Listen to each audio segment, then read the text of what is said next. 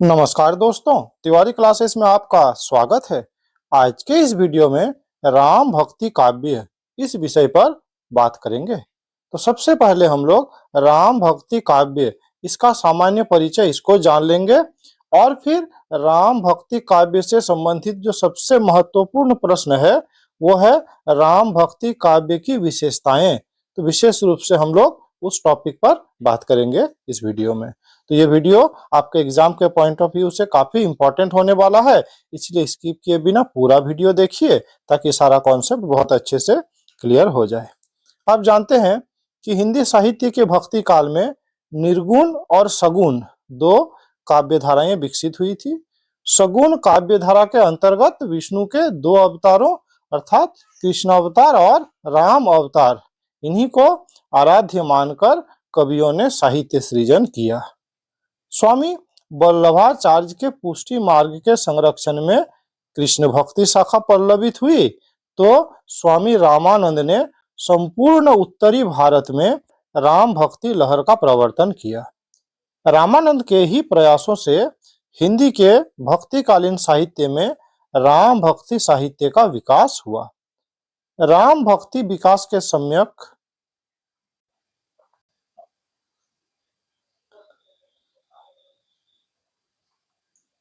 राम भक्ति विकास के सम्यक अध्ययन से राम के रूप के विकास की तीन अवस्थाएं परिलक्षित होती है: ऐतिहासिक, साहित्यिक और सांप्रदायिक। राम का ऐतिहासिक रूप लगभग 5 शताब्दी ईसा पूर्व वाल्मीकि रामायण में अक्षुण्ण है। उनका साहित्यिक रूप 1 शताब्दी ईसा पूर्व भाग से लेकर कालिदास आदि अन्य संस्कृत कवियों द्वारा रचा गया है, अर्थात वहां से आप इनके साहित्यिक रूप को देख सकते हैं। रामानुजाचार्य की शिष्य परंपरा में राम भक्ति के सांप्रदायिक विकास को देखा जा सकता है। रामानुजाचार्य के शिष्य स्वामी रामानंद ने श्री संप्रदाय की स्थापना की तथा समस्त जनमानस के लिए राम भक्ति के कपाट खोल दिए, अर्थात इनका जो श्री संप्रदाय था ये भी काफी महत्वपूर्ण हुआ राम भक्ति शाखा को आगे बढ़ाने के लिए। रामानंद तथा उनके शिष्यों द्वारा प्रचारित राम कथा के वातावरण में गोस्वामी तुलसीदास का महान राम काव्य सामने आया। आप जानते हैं रामचरितमानस जो कि गोस्वामी तुलसीदास द्वारा रचित है, एक महाकाव्य है और इन्होंने ही राम काव्य को आगे प्रशस्त किया, अर्थात राम काव्य को चरम सीमा तक ले जाने का जो कार्य है वो गोस्वामी तुलसीदास जी ने किया। राम भक्ति के विकास में तुलसीदास का सर्वाधिक योगदान है। इनके द्वारा रचित रामचरितमानस हिंदी साहित्य का गौरव ग्रंथ है। तुलसीदास के अतिरिक्त अग्रदास, प्राणचंद चौहान, हृदय शर्मा, माधवदास, मलुकदास, लालदास, नाभादास, केशवदास आदि कवि राम काव्य धारा के अन्य महत्वपूर्ण कवि हैं। अब जो इस वीडियो का सबसे इंपॉर्टेंट टॉपिक वो है राम भक्ति काव्य धारा की विशेषताएं। इसको हम लोग बिंदुवार समझ लेंगे। तो सबसे पहले राम के सगुण स्वरूप की आराधना, ये हो गया पहला पॉइंट। आप जानते हैं राम भक्त कवियों ने विष्णु के अवतार राम की आराधना की है। राम परम ब्रह्म स्वरूप है। वे पाप विनाश और धर्म उद्धार के लिए युग युग में अवतार लेते हैं। राम शील, शक्ति और सौंदर्य का समन्वय है। वे भक्तों के संरक्षक तथा दुष्टों के संहारक हैं। तुलसी का राम मर्यादा पुरुषोत्तम है और आदर्श के प्रतिष्ठापक हैं। वैसे तो तुलसीदास ने राम के सगुण रूप की ही आराधना की है, परंतु उन्होंने निर्गुण निराकार रूप को भी माना है। उन्होंने तो विष्णु को ही राम का अवतार तक बता दिया है। तुलसी के राम के चरणों में देवी देवता भी वंदना करते हैं। इसलिए तो कहते हैं सोई दशरथ सूत भगत हित कौशलपति भगवान। दूसरा पॉइंट, समन्वय की विराट चेष्टा। तो राम भक्ति काव्य में न केवल धार्मिक भावनाओं का समन्वय किया गया बल्कि समाज के विपरीत ध्रुवों जैसे ब्राह्मण शूद्र, शैव वैष्णव, निर्गुण सगुण, राजा रंक, भाग्य और पुरुषार्थ, द्वैत अद्वैत, भोग त्याग, देवता राक्षस आदि में भी समन्वय स्थापित किया गया। तुलसीदास उच्च कोटि के समन्वयवादी थे। उनका साहित्य समन्वय की विराट चेष्टा कहा जा सकता है। जीवन और जगत के सभी क्षेत्रों में समन्वय स्थापित करने का सुंदर और सफल प्रयत्न उनकी काव्य रचनाओं में मिलता है। निर्गुण और सगुण में समन्वय स्थापित करते हुए वो लिखते हैं, अगुनहि सगुनहि कुछो नहीं भेदा, गावहीं मुनि पुराण बुध वेदा। अगुण प्ररूप अलख अज जोई, भगत प्रेम बस सुगन सो होई। वैसे ही तुलसीदास ने राम की उपासना के साथ साथ शिव गणेश आदि देवताओं की भी स्तुति की है। तुलसी ने सेतु बंध के अवसर पर राम द्वारा शिव की पूजा भी करवाई है। वे कहते हैं, शिव द्रोही मम दास कहावा, सो नर मोही सपने हूं नहीं भावा। इसी तरह जाति और धर्म के आधार पर बंटे समाज में भी समन्वय स्थापित करते हुए वो लिखते हैं, प्रेम पुलकी केवट कही नामू, किन्हीं दूरी ते देख प्रणामू। राम सखारिणी बरवास भेंटा, जनुमहि लूठत स्नेह समेटा। इस तरह तुलसीदास का काव्य ज्ञान भक्ति कर्म के बीच समन्वय स्थापित करने का एक सुंदर प्रयास है। अर्थात आप कह सकते हैं कि इन्होंने सभी वर्गों को एक साथ लेकर चलने का प्रयास किया। भक्ति में भी सगुण और निर्गुण दोनों मार्ग के बीच में भी समन्वय स्थापित करने का प्रयास किया। अगला पॉइंट है भक्ति भावना। इसमें राम भक्त कवि राम के शील शक्ति और सौंदर्य पर मुग्ध हैं। इनकी रचनाओं में श्री राम के प्रति अनन्य भाव का प्रेम और दास्य भाव की भक्ति प्रकट हुई है। अर्थात जितने भी राम भक्त कवि हुए, सब ने अपने को राम का दास माना है। अगर कृष्ण भक्ति शाखा की बात करें तो उसमें आप देखेंगे कि बहुत सारे कवि दास्य भाव की भक्ति तो करते ही थे, लेकिन बहुत सारे सख्य भाव की भक्ति भी करते थे, बहुत सारे वात्सल्य भाव की भक्ति भी करते थे। लेकिन अगर राम काव्य की बात करें तो अधिकतर जो कवि थे वो दास्य भाव की भक्ति ही करते थे। भक्ति रस को राम काव्य का अंगी रस कहा जा सकता है, अर्थात भक्ति ही सब कुछ था। तुलसीदास कभी तो बालक श्री राम तो कभी उनके तीनों भाइयों अर्थात भरत लक्ष्मण और शत्रुघ्न को भी अपने हृदय में बिठाना चाहते हैं। इसीलिए तो कहते हैं, अवधेश के बालक चारि सदा, तुलसी मन मंदिर में बिहरे। तो कभी वो श्री राम की महानता और गुरुता का वर्णन करते हुए स्वयं को दीनहीन बताने लगते हैं और श्री राम की कृपा की कामना करते हैं। इसीलिए तो कहते हैं कि राम सो बड़ो कौन है, मोह से छोटो कौन, राम से खरो कौन है और मोह से खोटो कौन। अर्थात राम से बड़ा कोई नहीं है, ना ही कोई मुझसे छोटा है। वैसे ही राम से खरा कोई नहीं है और मुझसे खोटा कोई नहीं है। इस तरह से वो कहते हैं, अर्थात राम की महानता का बखान करते हैं। तुलसीदास लिखते हैं कि सेवक और सेव्य भाव के बिना प्रभु की भक्ति असंभव है। इसीलिए तो कहते हैं कि सेवक सेव्य भाव बिना भव न तरिए उर्गारी। तुलसीदास की संपूर्ण जीवन का आधार श्री राम की भक्ति है और उन्हीं की शरण में जाकर मुक्ति संभव है, ऐसा उनका विचार है। और इस भक्ति भाव को प्रकट करते हुए वो लिखते हैं, एक भरोसो एक बल एक आस विश्वास, एक राम घनश्याम हित, चातक तुलसीदास। जैसे चातक उस पहली बूंद का इंतजार में आकाश में बहुत ऊंचाई तक उड़ते जाता है कि बारिश का पहला बूंद आएगा जिसे वो पी पाएगा, और वो इंतजार करता है कि कब आए पहला बारिश। उसी तरह से तुलसीदास जी कहते हैं कि मैं भी चातक पक्षी हूँ और श्री राम के आस लगाए ही बैठा हूँ कि श्री राम ही हमें इस भवसागर से पार कराएंगे। अगले पॉइंट की बात करें तो लोक धर्म और मर्यादा की स्थापना। राम भक्त कवियों ने राम को मर्यादा पुरुषोत्तम कहा है। तुलसीदास के राम काव्य में राम एक मर्यादा में बंधे दिखाई देते हैं। वे अपने स्वार्थ, सुख आदि को त्याग देते हैं ताकि वे अपनी मर्यादा का निर्वहन कर सकें। वे एक आदर्श पुत्र हैं, पति हैं, भाई हैं, आदर्श राजा और भक्त वत्सल हैं। केवल राम ही नहीं, तुलसीदास ने सीता, लक्ष्मण, उर्मिला, दशरथ, भरत आदि सभी पात्रों को सामाजिक मर्यादाओं में बंधा हुआ ही बताया है। इन सभी पात्रों के माध्यम से ही तुलसीदास ने जनसाधारण को मर्यादा के महत्व से अवगत कराया है।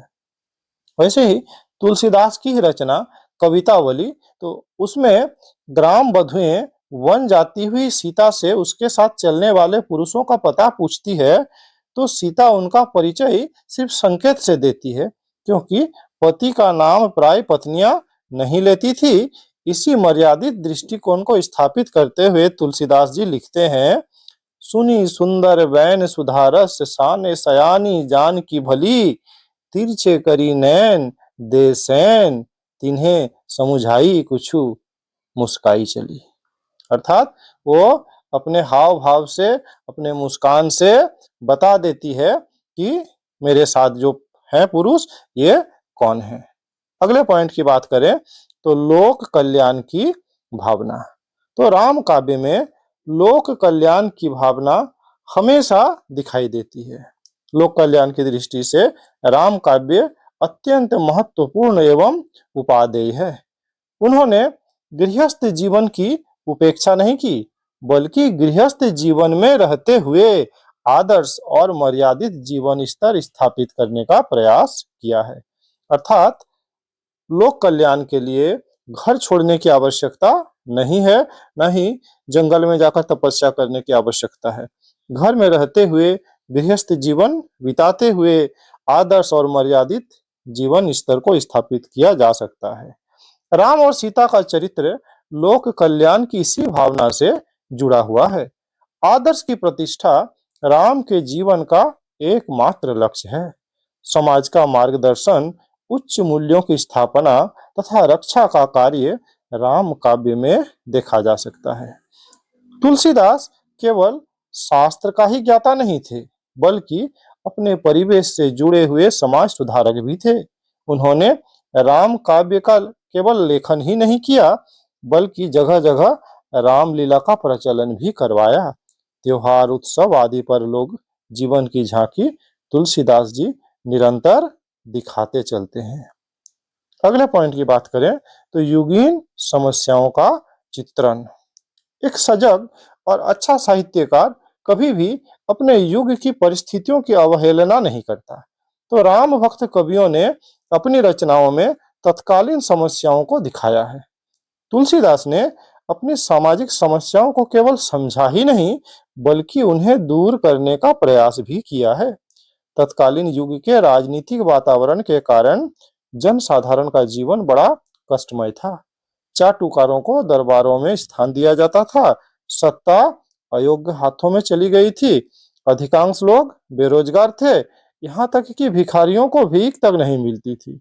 जनता की साधारण कमाई लूट ली जाती थी। तो तुलसीदास विनय पत्रिका में इन्हीं परिस्थितियों का उद्घाटन करते हुए लिखते हैं, खेती न किसान को, भिखारी को ना भीख, बनिक को बनीज, न चाकर को चाकरी।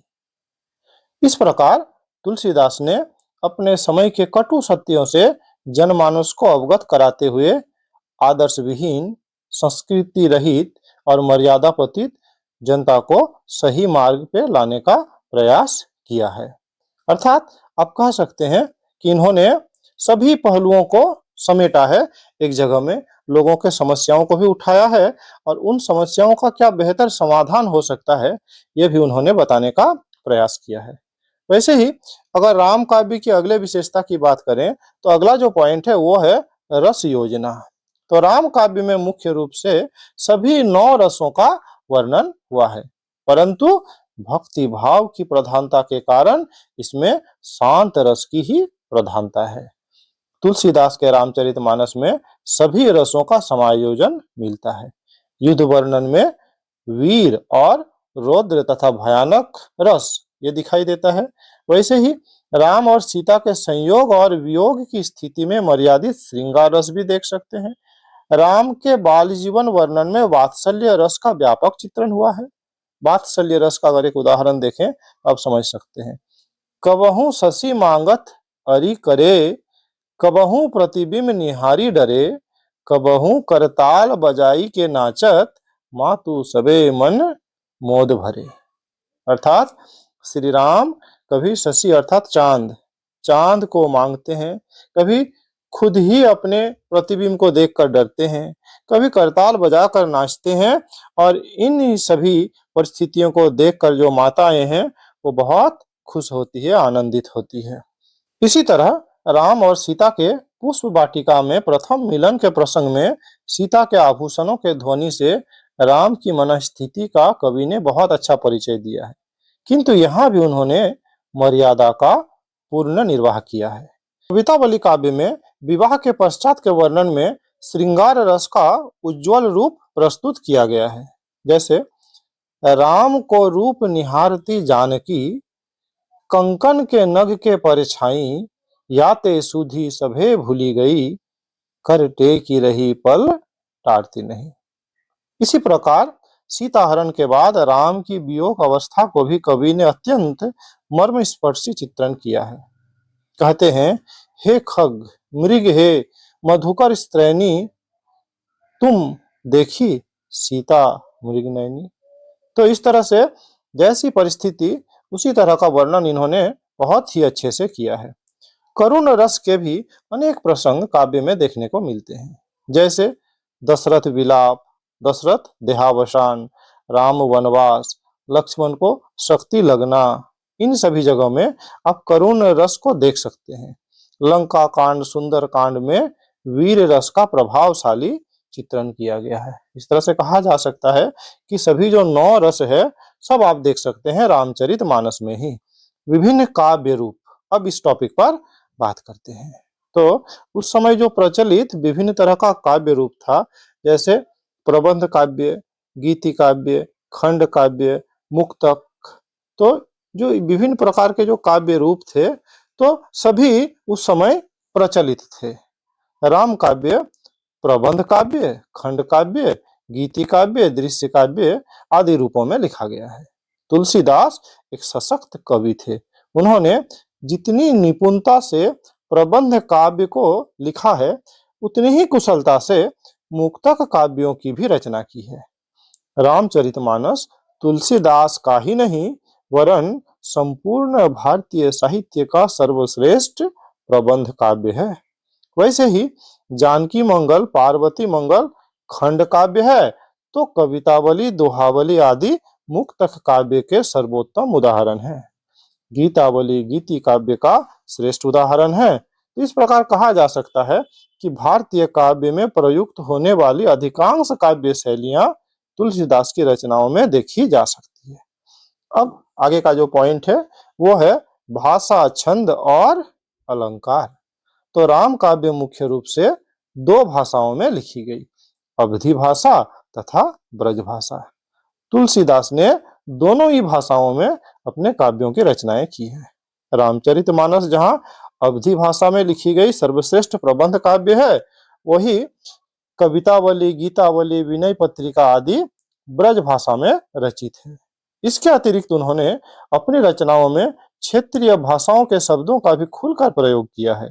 उनकी काव्य भाषा लोकोक्तियों और मुहावरों से सुसज्जित है। उनकी भाषा का अगर एक उदाहरण देखें तो यहाँ देख सकते हैं, उदित उदयगिरि मंच पर रघुवर वाल पतंग, बिकसे संत सरोज सब, हर से लोचन भृंग। तुलसीदास की रचनाओं में दोहा, सोठा, चौपाई, सवैया, कवित आदि छंदों का प्रयोग किया गया है।